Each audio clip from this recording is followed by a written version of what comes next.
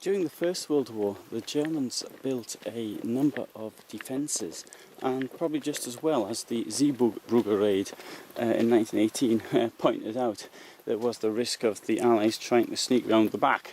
The front line, in fact, wasn't all that far to the west of here. There was still a small part of Belgium which was not captured. Now, in the Second World War, the defences from the First World War were actually incorporated into the Atlantic Wall. It's like the job had already been started some 25 years earlier or so. And 25 years isn't such a great time. If you can think about 25 years ago, you realise that things don't really change all that much. So here we have a gun emplacement from the First World War.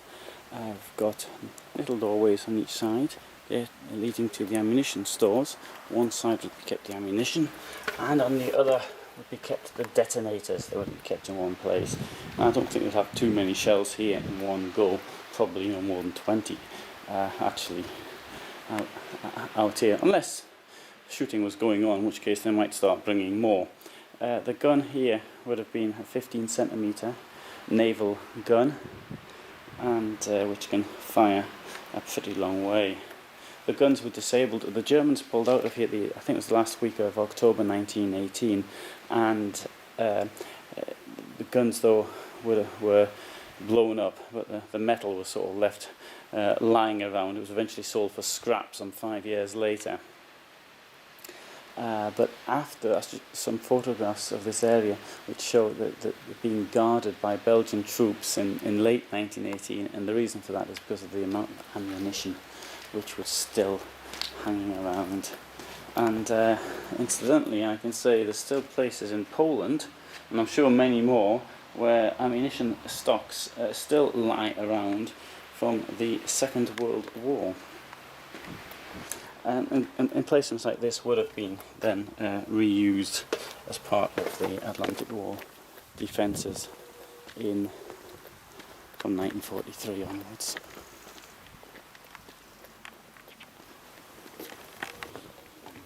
So this is the way up the shelter. Bit of concrete, underground, roof made of concrete, corrugated iron, and plenty of sand. And I think that would protect people from anything known in the First World War, and the Second for that matter. Well, there's somebody guarding the place. Oh,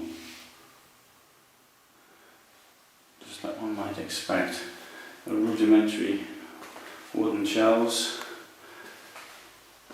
and there's people on guard.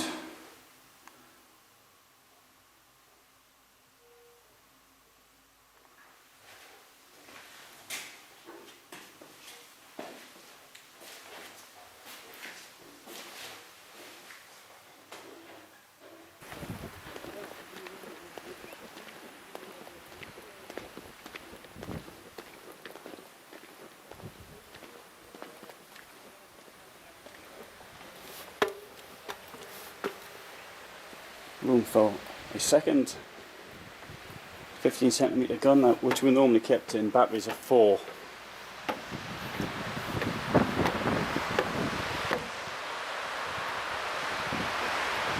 And there's a pretty nice view. Although when I was down there earlier, I would have had a very long walk to get in, as it turns out.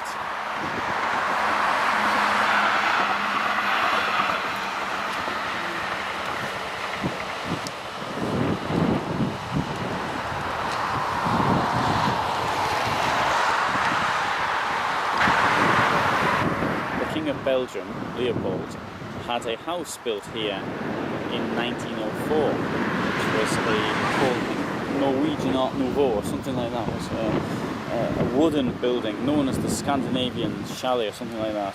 And when the guns were put here That was burnt down to stop it being used as a landmark by the Royal Navy.